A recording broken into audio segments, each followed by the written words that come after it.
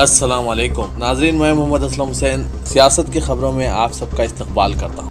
मुल्क के मुख्तलिफ हिस्सों में लोगों को डीजल और पेट्रोल भरने में आज और कल 2 दिन तक मुश्किलात का सामना करना पड़ सकता है। दरअसल मुल्क भर में पेट्रोलियम डीलर्स एसोसिएशन डीजल और पेट्रोल पर एक्साइज ड्यूटी कम करने के हालिया फैसले की मुखालिफत कर रहे हैं। इसी वजह से पेट्रोलियम डीलर्स एहतजाजन आज यानी मंगल को सरकारी कंपनियों से डीजल पेट्रोल नहीं खरीद रहे हैं। कई मुकामात पर पेट्रोल पंपों ने भी आज डीजल पेट्रोल फरोख्त न करने का फैसला किया है। इस एहतजाज में 24 रियासतों के तकरीबन 70,000 पेट्रोल पंप हिस्सा ले रहे हैं। ये तमाम पेट्रोल पंप 31 मई यानी आज सरकारी कंपनियों से डीजल और पेट्रोल नहीं खरीदे। इसमें तमिलनाडु, कर्नाटका, केरला, तेलंगाना, आंध्र प्रदेश, दिल्ली, पंजाब, हरियाणा, राजस्थान, गुजरात, महाराष्ट्र, हिमाचल प्रदेश, बिहार, आसाम, मेघालय, अरुणाचल प्रदेश, मिजोरम, नागालैंड, मणिपुर, त्रिपुरा के पेट्रोल पंप ऑपरेटर शामिल हैं। इसके साथ ही मगरबी बंगाल, उत्तर प्रदेश और मध्य प्रदेश के कुछ पेट्रोल पंपों ने इस एहतजाज से दूर रहने का फैसला किया है।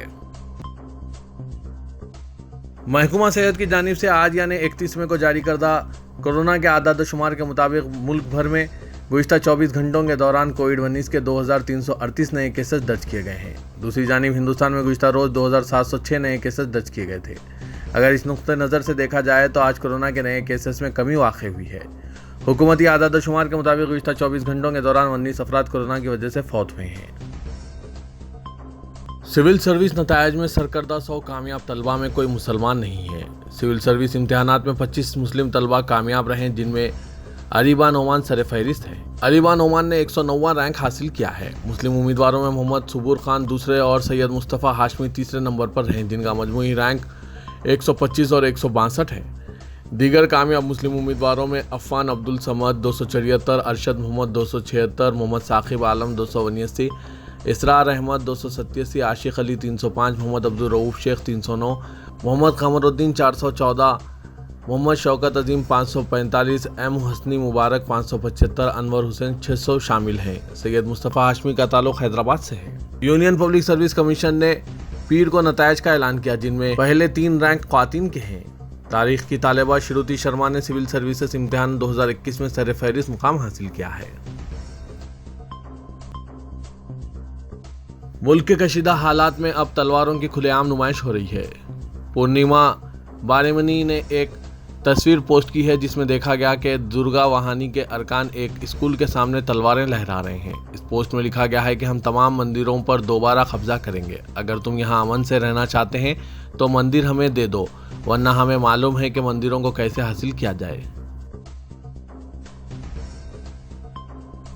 कर्नाटक में हिजाब तनाज़ा मजीद शिद्दत इख्तियार कर गया। बेंगलुरु यूनिवर्सिटी के बाद तालिबात कैंपस में हिजाब पहनने की इजाज़त हासिल करने के लिए दक्षिण कन्नड़ ज़िले के डिप्टी कमिश्नर से रुजू हुई। इन 12 तालिबात ने, जिन्होंने तालीमी इदारों में हिजाब पहनने के मुतालबे की तजदीद की थी, यूनिवर्सिटी कॉलेज पहुंचे। तालिबात के लिए लिबास से मुतालिक ज़ाब्ता नाफिज है, इसलिए यूनिवर्सिटी अहदेदारों ने इन्हें हफ्ता और पीर को दाखिल होने की इजाज़त नहीं दी। इनसे कहा गया कि वो डिप्टी कमिश्नर से रुजू हों, जिसके बाद 3 तालिबात इनके दफ्तर गई और एक याददाश्त पेश की।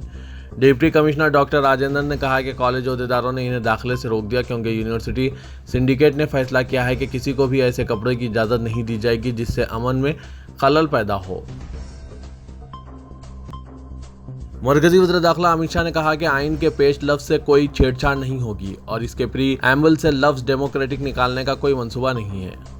वो बीजेपी के हेडक्वार्टर में प्रिंट और इलेक्ट्रॉनिक मीडिया से वाबस्ता चुनिंदा सहाफ़ियों से गैर रस्मी गुफ्तगू कर रहे थे। उन्होंने एक चैनल के सहाफ़ी के सवाल का बहुत वाज़ेह जवाब देते हुए कहा कि जो कुछ कानून साज असेंबली ने लिख दिया है, इससे कोई छेड़छाड़ नहीं होगी। सहाफ़ी ने फिर कहा कि सेकुलर जैसी इस्तिलाह तो बाद में 1976 में पार्लियामेंट ने 42वीं तरमीम के जरिए शामिल की थी। तो वज़ीर दाखिला ने फिर जोर देकर कहा कि पार्लियामेंट ने भी जो कुछ तरमीम की थी, इससे कोई छेड़छाड़ नहीं करेंगे। दिल्ली में तेज़ बारिश और आंधी की वजह से जामा मस्जिद को नुकसान पहुंचा। जामा मस्जिद के बड़े गुंबद पर लगा कल्स गिर गया, साथ ही बड़े बड़े पत्थर भी टूटकर गिर गए, जिसमें 3 लोग जख्मी हो गए। इस हादसे के बाद मस्जिद में नमाज फिलहाल रोक दी गई है। शाही इमाम मौलाना सैयद अहमद बुखारी का कहना है कि वो महकमा आसार क़दीमा के डीजी को मकतूब लिखकर मस्जिद की खस्ता हाली से वाकिफ कराएंगे। पीर को तेज़ बारिश और आंधी के सबब शाही जामा मस्जिद के मेन गुंबद का कलस टूट गया, साथ ही मीनारों और गुंबद में लगे बड़े बड़े पत्थर भी टूटकर मस्जिद के सहन में गिर पड़े, जिसकी वजह से 3 लोग जख्मी हो गए हैं। गनीमत यह रहा कि बड़े गुंबद का वजनी क्लच टूटकर छत पर ही गिरा और एक बड़ा हादसा होने से बच गया। इस हादसे के बाद मस्जिद में नमाज का सिलसिला रोक दिया गया और कम लोगों को नमाज अदा करने को कहा गया है। मस्जिद के एक हिस्से से ही नमाज के लिए आने को कहा गया है। इस ताल्लुक से नुमाइंदे ने शाही इमाम मौलाना सैयद अहमद बुखारी से बात की तो उन्होंने बताया कि बड़े गुंबद का क्लच, जिसकी तकरीबन 10 फीट से भी ज़्यादा है, वो 2 हिस्सों में टूटकर नीचे गिर गया है। कर्नाटक के दारुल-हुकूमत बेंगलुरु के गांधी भवन में किसानों की तंजीम के एक प्रोग्राम में किसान कायद राकेश टिकट पर स्याही फेंक दी गई। इस हमले के बाद 3 अफराद को गिरफ्तार कर लिया गया। स्याही फेंके जाने के फौरी बाद मुंतजिमीन और शरपसंदों में झड़पें शुरू हो गई। एक दूसरे पर प्लास्टिक की कुर्सियों से हमले किए गए। कहा जा रहा है कि शरपसंदों ने मोदी मोदी के नारे लगाए। पुलिस ने इस सिलसिले में 3 अफराद को गिरफ्तार कर लिया। कर्नाटक के वज़ीर दाखिला ने कहा कि हम अहदेदारों से राब्ते में हैं। 3 अफराद को गिरफ्तार किया गया है और इनसे पूछताछ जारी है। मैं इस हरकत की मजम्मत करता हूँ। दस्तूर के तहत हर किसी को इजहार राय की आज़ादी हासिल है। उन्होंने इस इल्ज़ाम को मुस्तरद कर दिया कि टिकट पर हमला करने वाले बीजेपी कायदीन हैं। कर्नाटक के साबिक वजीर के.एस. येदियुरप्पा ने कहा कि अगर मुस्लिम तंजीमें भारत माता की जय और वंदे मातरम के नारे लगाएं तो इन्हें खुशी होगी।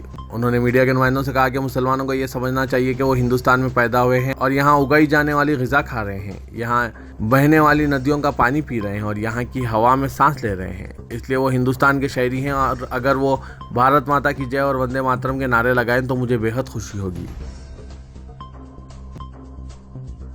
सिक्योरिटी में तख्फीफ के दूसरे ही दिन पंजाबी गुलकार सिद्धू मूसेवाला के बहवाना कत्ल ने पंजाब की आम आदमी हुकूमत को कटहरे में खड़ा कर दिया है। पंजाब के वज़ीर आला भगवंत मान ने हालांकि खातियों को ना बख्शने का ऐलान किया है, मगर रियासती नहीं बैरूनी रियासत भी इनके खिलाफ बरहमी का इजहार कर रही है। इस दौरान मूसेवाला के वालिद ने वज़ीर आला को खत लिखकर इन्हें अपने बेटे की मौत का जिम्मेदार ठहराया और मुतालबा किया कि जांच CBI या NIA के जरिए करवाई जाए। ऐनी शाहिदीन के मुताबिक सिद्धू पर हमला करने वाले 8 से 10 अफराद थे, जिन्होंने इन पर इंतहाई जारहाना अंदाज में 30 गोलियां दाग दी। ऐनी शाहिदीन के मुताबिक इसके बाद भी इन्हें तसल्ली नहीं हुई तो करीब जाकर इस बात की तस्दीक भी की कि मूसेवाला हलाक हो गया या नहीं। दूसरी तरफ सिद्धू मूसेवाला के कत्ल के बाद नई दिल्ली में कांग्रेस के कारकुन पंजाब हुकूमत के खिलाफ एहतजाज दर्ज करवाया। मारूफ दलित लीडर और भीम आर्मी के कौमी सदर चंद्रशेखर आज़ाद ने नांदेड़ का दौरा किया। इस मौके पर उन्होंने मुल्क की मौजूदा सियासत पर अपने ख्यालात व नज़रियात का इजहार किया। ख्याल रहे कि वो दलित समाज पर होने वाली नाइंसाफ़ियों के खिलाफ सरगर्म अमल समाजी तंजीम दलित पंथर के क़याम को 50 साल मुकम्मिल होने पर तंजीम की जानिब से मुनक़िदा गोल्डन जुबली तकरीब में शिरकत के लिए यहाँ पहुँचे थे। 2 रोज़ा गोल्डन जुबली तकरीबात के दूसरे दिन उन्होंने एक प्रेस कॉन्फ्रेंस से खिताब किया, जिसमें उन्होंने मुल्क के मौजूदा हालात में दरपेश मुख्तलिफ मसाइल पर अपने तासुरात का इजहार करते हुए मरकज़ की मोदी हुकूमत को शदीद तनकीद का निशाना बनाया। ख़ास तौर पर वाराणसी की मस्जिद के मसले पर जारी तनाज़े के बारे में उन्होंने कहा कि बीजेपी मुल्क के बुनियादी मसाइल, महंगाई और बेरोज़गारी से तवज्जो हटाने के लिए मंदिर मस्जिद जैसे मुतनाज़ा मौज़ूआत का सहारा ले रही है। उन्होंने मोदी हुकूमत पर दलितों, आदिवासियों और अक़लियतों के तहफ़्फ़ुज़ में नाकाम होने का भी इल्ज़ाम लगाया। वाराणसी की मस्जिद की खुदाई से मुतालिक उन्होंने कहा कि अगर इसी तरह कदीम इबादतगाहों की खुदाई करके इसके नीचे मजहबी निशानियां तलाश करने की कोशिशें की जाती रही तो इसके संगीन नतायज बरामद होंगे। उन्होंने कहा कि खुदाई अगर इसी तरह जारी रही तो मंदिरों के नीचे से बुद्ध मजहब की मूर्तियां भी दस्तयाब हो जाएंगी। उन्होंने कहा कि मैं इसके लिए भी सुप्रीम कोर्ट में दावा दाखिल करने वाला हूं। मुझे लगता है कि अगर मैंने ये कदम उठाया तो बीजेपी के लोग अब जो हरकतें कर रहे हैं इससे वो बाज आ जाएंगे। शान रिसालत में गुस्ताखी करने वाली दरीदा जहन बीजेपी तर्जुमान नूपुर शर्मा की गुस्ताखी के खिलाफ मुसलमानान हिंद में नाराजगी और गम व गुस्से की लहर दौड़ गई है। हर तरफ से इसकी गिरफ्तारी के मुतालबे तेज होते जा रहे हैं। रजा एकेडमी की FIR के बाद मेम्बरा, शाहीन बाग समेत दीगर जगहों पर FIR दर्ज की गई है। दूसरी जानिब लखनऊ में ख्वातीन ने एहतजाज करके गिरफ्तारी का मुतालबा किया है। दूसरी तरफ मजलिस इनकलाब मिल्लत नामी तंजीम ने बीजेपी तर्जुमान के सर पर 1 करोड़ के इनाम का ऐलान किया है। HindiOpIndia.com पर शाया खबर के मुताबिक इतवार को हैदराबाद की एक मुकामी पार्टी ऑल इंडिया मजलिस इनकलाब मिल्लत ने नूपुर शर्मा के सर पर 1 करोड़ के इनाम का ऐलान किया है। मुत्तहिदा अरब इमारात और इसराइल के दरमियान आज़ाद तिजारत का मुआहदा हुआ है। मुआहदे के तहत 96% मसनूआत पर कस्टम ड्यूटी खत्म की गई। रिपोर्ट में यह भी बताया गया कि खुराक, अद्वियात, ज़राअत, कॉस्मेटिक्स और तिब्बी आलात से कस्टम ड्यूटी खत्म हो गई है। ये इसराइल का किसी भी अरब मुल्क के साथ आज़ाद तिजारत का पहला मुआहदा है। याद रहे कि इसराइल और मुत्तहिदा अरब इमारात के माबीन बाज़ाब्ता ताल्लुकात 2020 में कायम हुए थे। वज़ीर-ए-आज़म पाकिस्तान शहबाज शरीफ 31 मार्च यानी आज 3 रोज़ा दौरे पर तुर्की रवाना हो गए, जहां पर वो तुर्क सदर रजब तैयब एर्दोगान समेत दीगर आला तुर्क ओहदेदारों से मुलाकात करेंगे। वज़ीर-ए-आज़म पाकिस्तान के हमरा एक आला इख्तियारती का वफ्द भी तुर्की गया है, जो कि दोनों ममालिक के दरमियान दो तरफ़ा ताल्लुकात और तिजारत व सरमायाकारी के शोबों में ताउन पर बातचीत करेगा। तेलंगाना के वजीर सनत व इंफॉर्मेशन टेक्नोलॉजी के.टी. रामाराव ने ऑस्ट्रेलियाई हुकूमत को दावत दी कि वो हैदराबाद में ऑस्ट्रेलिया का कौंसल जनरल ऑफिस कायम करें, ताकि ऑस्ट्रेलिया के साथ तेलंगाना के ताल्लुकात और तिजारत में मज़ीद बेहतरी हो सके। के.टी. रामाराव हैदराबाद में ऑस्ट्रेलियाई कौंसल मुतय्यना चेन्नई की जानिब से ऑस्ट्रेलिया के सरमायाकारों के साथ एक मुश्तरका इजलास से खिताब कर रहे थे। ऑस्ट्रेलिया कौंसल खाना चेन्नई की जानिब से हैदराबाद में 2035 तक हिंदुस्तान की मुआशी हिकमत अमली इम्कानात से तकमील तक उन्वान पर एक प्रोग्राम मुनक़िद किया गया, जिसमें ऑस्ट्रेलियाई सरमायाकारों के अलावा मुकामी ताजरीन की कसीर तादाद मौजूद थी। के.टी. रामाराव ने कहा कि तेलंगाना में 14 ज़ुमरों में सरमायाकारी की तरगीब दी जा रही है, जिनमें लाइफ साइंसेज सर फहरिस्त है। उन्होंने कहा कि हैदराबाद दुनिया भर का वैक्सीन कैपिटल बन गया है, क्योंकि हैदराबाद में 9 बिलियन वैक्सीन डोज तैयार किए गए। दुनिया भर में तैयार होने वाले इंसानी वैक्सीन के 33% वैक्सीन हैदराबाद में तैयार हुए हैं।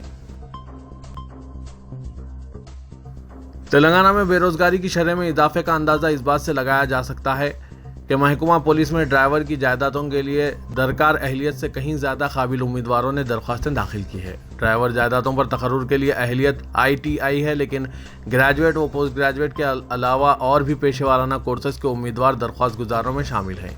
इससे तालीम याफ्ता नौजवानों में बेरोजगारी का अंदाज़ा होता है। पुलिस रिक्रूटमेंट बोर्ड के आदाद शुमार के मुताबिक मजमूई तौर पर 17,516 जायदादों के लिए 12,91,000 दरख्वास्तें दाखिल की गई है, जिनमें सब इंस्पेक्टर, हेड कांस्टेबल्स और कांस्टेबल्स की जायदादें शामिल हैं। तेलंगाना यौम तासीस तकारीब 2 जून को बाग-ए-आमा में मनाई जाएगी और चीफ मिनिस्टर के चंद्रशेखर राव कौमी परचम लहराएंगे। चीफ सेक्रेटरी सोमेश कुमार ने यौम तासीस तकारीब के इंतजामात को खतियत दे दी है और उन्होंने ओहदेदारों के साथ इजलास मुनक़िद करके बेहतर तालमेल के साथ प्रोग्राम को कामयाब बनाने की हिदायत दी। चीफ मिनिस्टर के चंद्रशेखर राव तकारीब में शिरकत से कबल गन पार्क में वाक़ शहीदान तेलंगाना की यादगार पर गुलहाए अक़ीदत पेश करके खिराज पेश करेंगे। बाद में बाग-ए-आमा में कौमी परचम लहराने के बाद परेड की सलामी लेंगे और खिताब करेंगे। तकारीब में director general police Mahendra Reddy, special chief secretary housing Sunil Sharma, secretary R&B Srinivas Raju, Murtuza Ali Rizvi, commissioner GHMC Lokesh Kumar और दीगर ने इंतजामात का जायजा लिया। प्रोग्राम के मुताबिक चीफ मिनिस्टर सुबह 9 बजे कौमी परचम लहराएंगे। महकमा मौसमियात और माहिरीन की पेशकयासी के मुताबिक जारी हफ्ते के आखिर तक किसी भी दिन तेलंगाना के अजला और हैदराबाद में मानसून सरगर्म हो जाएगा। महकमा बल्दी नज़ोनस की जानिब से दोनों शहरों में मानसून की आमद से कबल ड्रेनेज की सफाई और नालों की सफाई के कामों को तेज़ी से मुकम्मल करने इक़दाम किए जा रहे हैं, जबकि अजला में महकमा मॉल और ज़िला कलेक्टर्स की जानिब से मानसून की तैयारियों का जायजा लिया जाने लगा है। महकमा मौसमियात के मुताबिक 6 से 8 जून किसी भी वक्त तेलंगाना में मानसून की बारिशों का सिलसिला शुरू हो सकता है। हैदराबाद के इलाके बेगम बाजार में बैन तबकाती शादी करने वाले एक नौजवान, जिसका हाल ही में कत्ल कर दिया गया था, इस केस के सिलसिले में फास्ट ट्रैक कोर्ट कायम करते हुए मुलजिमीन के खिलाफ सख्त कार्रवाई करने का पुलिस ने ऐलान किया है। कमिश्नर पुलिस हैदराबाद CV आनंद ने कहा कि इस वारदात की तहकीकात में तेज़ी पैदा कर दी गई है, शवाहिद जमा किए गए हैं। शाह-ए-इनायतगंज पुलिस ने इस सिलसिले में मजीद 3 अफराद को गिरफ्तार कर लिया, जिसके बाद इस मामले में गिरफ्तार अफराद की तादाद बढ़कर 7 हो गई। इस केस में गिरफ्तार 4 अफराद से पूछताछ के बाद मजीद 3 अफराद अभिनंदन, महेश और प्रशांत की शिनाख्त हुई है, जिन्होंने कत्ल का मंसूबा बनाया। शहर की एक अदालत ने मुलजिमीन विजय यादव और संजय यादव को 4 जून तक पुलिस तहवील में इजाज़त दी थी।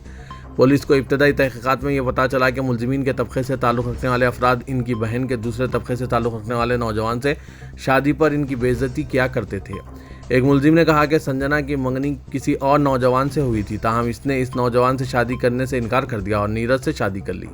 नीरज की बीवी संजना और इसके अरकान ख़ानदान से कमिश्नर पुलिस ने मुलाकात की। बाज़ाना शाह-ए-इनायतगंज पुलिस स्टेशन में उन्होंने एक इजलास मुनक़िद किया। आज़मीन हज को एयरपोर्ट पर मुख्तलिफ अहम मसाइल जैसे वज़ू, नमाज और बैक वक्त आज़मीन हज को बैठने के इंतजामात के मसाइल पर मोहम्मद महमूद अली वज़ीर दाखिला की सदारत में एक जायज़ा इजलास दफ्तर वाक़े लकड़ी का पुल में एयरपोर्ट ओहदेदारों के साथ मुनक़िद किया गया। मोहम्मद सलीम सदर नशीन हज कमेटी ने आज़मीन हज को एयरपोर्ट पर अलहदा हज टर्मिनल का मुतालबा किया, चूँकि एयरपोर्ट पर आज़मीन हज से एयरपोर्ट टैक्स लिया जा रहा है। आज़मीन हज को सहूलतें भी दी जाए। महमूद अली ने एयरपोर्ट ओहदेदारों को हिदायत दी कि वो आज़मीन हज के लिए बेहतर से बेहतर इंतजाम करें, क्योंकि ये अल्लाह के घर के मेहमान हैं।